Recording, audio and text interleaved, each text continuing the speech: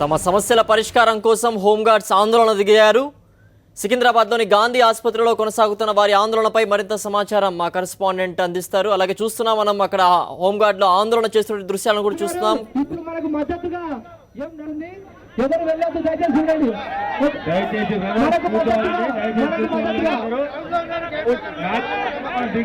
ఎవరైతున్నారో దయచేసి ముందుకు రండి. ఇప్పుడు మీ యొక్క ప్రతి ఒక్క ప్రాబ్లాన్ని ఇన్ని రోజులు తెలుగు రాష్ట్రాల హోంగార్డుల ఐక్యత, ఉద్యోగ భద్రత, సకినాల నారాయణ గారి నాయకత్వం, సకినాల నారాయణ గారి నాయకత్వం. ఇంకా ఇదివరకు ఉన్న నాయకులు ఇంతవరకు రాలేరు. ఇంకా ముఖ్య విషయం గారు ఇప్పుడు ఒక మన చీఫ్ గెస్ట్ గారు ఇప్పుడు మనకు మద్దతుగా ఏం నడుంది. ఎవరు వెళ్ళొద్దు, దయచేసి చూడండి.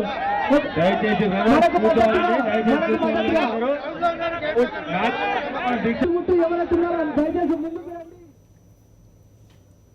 తమ సమస్యల పరిష్కారం కోసం హోంగార్డ్స్ ఆందోళనకు దిగారు. సికింద్రాబాద్లోని గాంధీ ఆసుపత్రిలో కొనసాగిస్తున్నారు, మరింత ఆందోళన చేస్తున్నారు. దీనికి సంబంధించి కూడా ఉద్యోగాలను క్రమబద్ధీకరించాలంటూ కూడా హోంగార్డ్స్ పెద్ద ఎత్తున అక్కడ చేరుకుని ఆందోళన చేస్తున్నటువంటి దృశ్యాలు మనం చూస్తున్నాం. పూర్తి స్థాయిలో అక్కడ పోలీసులు కూడా పర్యవేక్షిస్తున్నారు. ఆందోళన చేస్తున్నటువంటి వారిపైన కూడా సముదాయించే ప్రయత్నాన్ని, అలాగే వారి ఆందోళన కూడా విరమించే ప్రయత్నం కూడా చేస్తున్నట్టు కూడా పోలీసులు అక్కడ దృశ్యాల్లో చూస్తున్నాం. సీఎం ఇచ్చిన వాగ్దానాన్ని కూడా వారు నెరవేర్చాలంటూ కూడా కొంతమంది ప్లకార్డ్స్ పట్టుకొని వారి యొక్క డిమాండ్స్ని పరిష్కరించాలంటూ కూడా పెద్ద ఎత్తున అక్కడ ఉద్యమిస్తున్న పరిస్థితి మనకు కనిపిస్తోంది. పూర్తి స్థాయిలో అక్కడ ఎటువంటి పరిస్థితి నెలకొందో మా కరెస్పాండెంట్ ప్రదీప్ మరింత సమాచారం అందిస్తారు. ప్రదీప్, చెప్పండి. 1 minute. Then I'll give everything now in 1 minute Hindi, 1 minute English. డిమాండ్లు ఏదైతే ప్రస్తుతం సీఎంగా ఉన్న కేసీఆర్ తమకు హామీ ఇచ్చారు, వీళ్ళని కూడా ప్రభుత్వ ఉద్యోగులుగా గుర్తిస్తాం, పర్మనెంట్ చేస్తామంటూ హామీ ఇచ్చారు. దీనికి సంబంధించి అన్ని రకాల బెనిఫిట్స్ ఏదైతే ప్రభుత్వ ఉద్యోగులకి ఎలాంటి బెనిఫిట్స్ అయితే ఉన్నాయో, ఈఎస్ఐ కానీ అదేవిధంగా ఆరోగ్యశ్రీ సంబంధించిన బెనిఫిట్స్తో పాటు పీఎఫ్ లాంటివి ఖచ్చితంగా రావాలి, ఒక న్యాయమైన జీవితం రావాలంటూ వాళ్ళు ఆందోళన పట్టుబట్టారు. గత 3 రోజులుగా ఎలాంటి గాంధేయ మార్గంలో ఎలాంటి ఇతరులకు ఇబ్బంది కలగకుండా వాళ్ళు శాంతియుతంగా చేస్తున్న దానికి సంబంధించి నిన్న అధ్యక్షుడిగా ఉన్న సకినాల నారాయణను అమాన నిరాహార దీక్ష కొనసాగిస్తున్న నారాయణ దీక్షను భగ్నం చేయడంతో ఒక్కసారిగా ఆందోళన కాస్త పరిస్థితి మారిందని చెప్పుకోవాలి.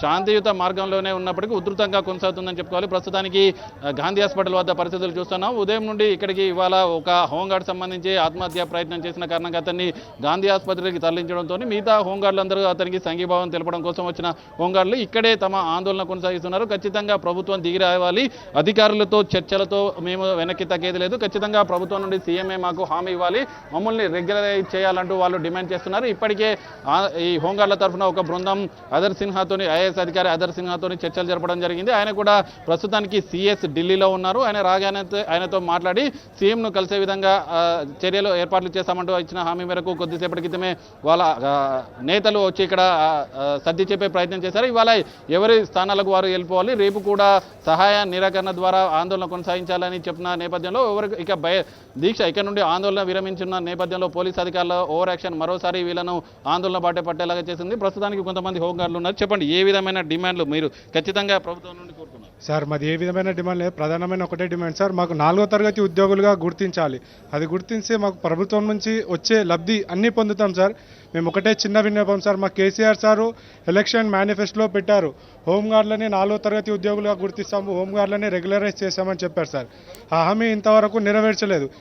మేము మా సకినాల నారాయణ గారు గత 2 రోజుల నుంచి ఆమరణ నిరాహార దీక్ష చేస్తూ ఉంటే రాత్రి అకస్మాత్తుగా 100 మంది పోలీసు వాళ్ళు వచ్చేసేసి తలుపులు ధ్వంసం చేసేసి ఆయనను ఉస్మానియా హాస్పిటల్కి ఒకళ్ళని తీసుకెళ్లారు. రమేష్ అనే హోంగార్డ్ని గాంధీ హాస్పిటల్ తీసుకొచ్చారు సార్. మేము పొద్దున మీరు ప్రభుత్వాన్ని ఇవంతా జరిగిపోయింది కదా, ఏం డిమాండ్ చేస్తున్నారు ఇక్కడ ఆంధ్రలో గాంధీ హాస్పిటల్లో?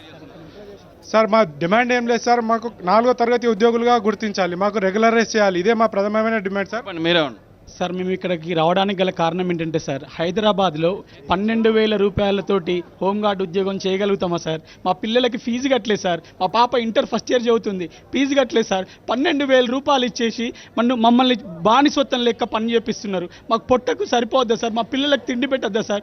రూమ్ కిరాయి కట్టాలి, కూరగాయల బిల్లు కట్టాలి, పాల ప్యాకెట్ కట్టాలి. మాకు జ్వరం వస్తే హాస్పిటల్కి పోతే మా డబ్బులు పెట్టుకొని మేము చూపించుకోవాలి. కనీసం మాకు భద్రత కార్డు కూడా లేదు సార్. మేము ఎవరికి చెప్పుకోవాలి సార్ మా బాధ?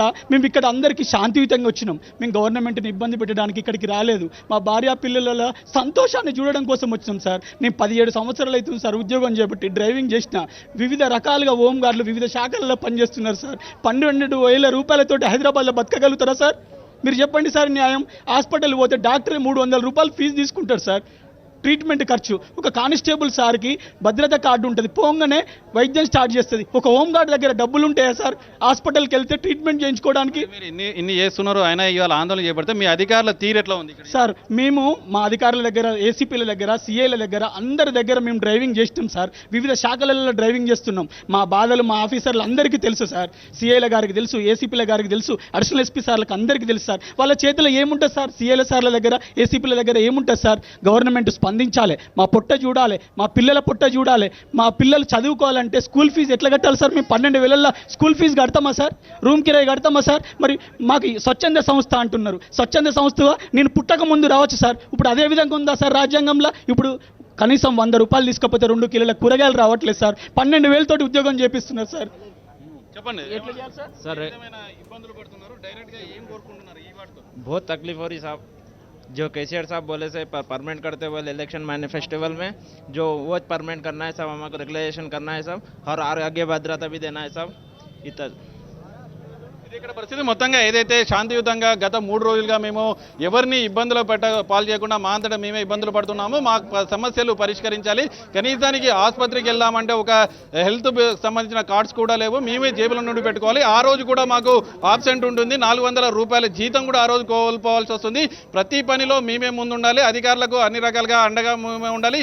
ఏదైనా కార్టన్ సెర్చ్ చేసినా కూడా అన్ని బాధ్యతలు మావే ఉన్నప్పటికీ జీతంలో కాదు అటు వెట్టి చాకిరి కూడా భరించలేకపోతున్నాం. ఖచ్చితంగా మాకు న్యాయం జరగాలి, ప్రభుత్వమే చర్చలకు పిలవాలని చెప్తున్నారు. ఇప్పటికే ఈ నేతలకు సంబంధించి ఒకవైపు చర్చలు జరిపొచ్చి ఇవాళ ఉపసంహరిస్తామని ఒకనొక దశలో ఏదైతే ఇక్కడ నుండి గాంధీ ఆసుపత్రి నుండి వాళ్ళ సొంత ప్రాంతాలకు వెళ్లే ప్రయత్నంలోనే పోలీసు అధికారులు వచ్చి కాస్త దురుసుగా ప్రవర్తించడంతో మరోసారి ఆందోళనకరంగా మారింది. మొత్తానికి ఇక్కడనే బైఠాయిస్తాం, ఖచ్చితంగా సీఎం మమ్మల్ని చర్చలకు పిలిచేంత వరకు ఆందోళన కొనసాగిస్తాము, మాకు న్యాయం చేయాలి, మేము కొత్తగా గొంతమ్మ కోరికలు కోరడం లేదు, కేసీఆర్ గారు మమ్మల్ని పర్మనెంట్ చేస్తామన్న హామీ ఒక్కటే నెరవేర్చాలని కోరుతున్నామంటున్నారు సిద్ధు.